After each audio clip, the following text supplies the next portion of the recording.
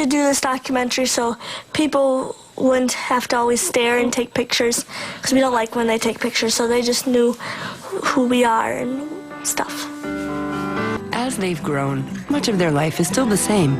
They still live in the same small town in Minnesota with their 14-year-old brother Cody, 12-year-old sister Morgan, parents Mike and Patty, and the family dog, Sadie. To put it simply, Abby and Brittany are not morning people. They need to have more sleep. When they wake up in the morning, they're usually cranky. When they get up in the morning, they're very crabby.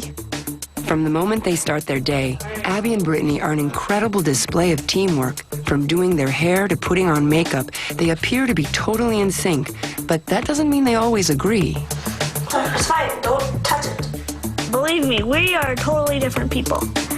We usually bargain with each other, like, if you do this, I'll give you that, or we take turns. We take turns a lot. When they first started to drive, it was kind of scary because they would hit the brakes and go too slow and then go too fast and then too slow. Hold on, slow it down there. Don't worry. Why do you have your blinker on? The pressure is on because tomorrow, Abby and Brittany turn 16, and first thing in the morning, they head to the DMV for the driving portion of their licensing test. But the bad news is, 2 tests means 2 chances to fail. I passed. Yeah, I ran over the flag man. Okay, these are for you too. From me.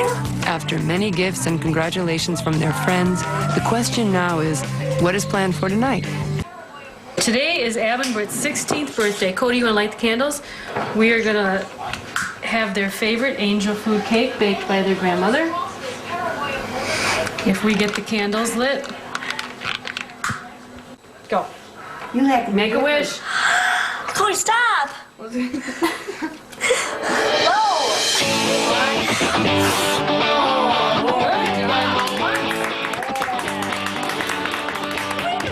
Because they have 2 hearts, lungs, circulatory systems that are conjoined, I'm looking to make sure they're not developing premature high blood pressure, respiratory problems. There you go. Hey, how are you? Good, how are you? I'm okay. Oh, good. Haven't seen you in a while. No, just saw you 5 minutes ago, actually. Well, maybe. I watched you drive in. How was your drive? Good. Was it? The process of their ability to come together is fascinating for me as a primary care doctor, because above the waist they seem to function independently, and yet they can clap even though one controls one arm and the other controls the other. I ask them periodically what they feel and sense. One girl cannot sense touching on the other girl's arm and vice versa. The girls themselves are continually discovering more about how their bodies work together. And even the other day, they were on their bellies going, feel that, feel that, feel that, and Brittany'd say when she'd start to feel it. Many other questions on the horizon, like how will they date? You know, I hear them and their girlfriends talk about guys, but they probably aren't going to be sharing that with me right now, who they may have a crush on or what they're feeling, but I'm sure they do. And just the way I see them interact. The whole world doesn't need to know who we're dating or what we're gonna do and everything. As for motherhood, only time will tell. Yeah, we're gonna be moms. We haven't thought about how being moms is gonna work yet. We're just 16. We don't need to think about that right now. We might want to go into photography, child development, or stuff with kids.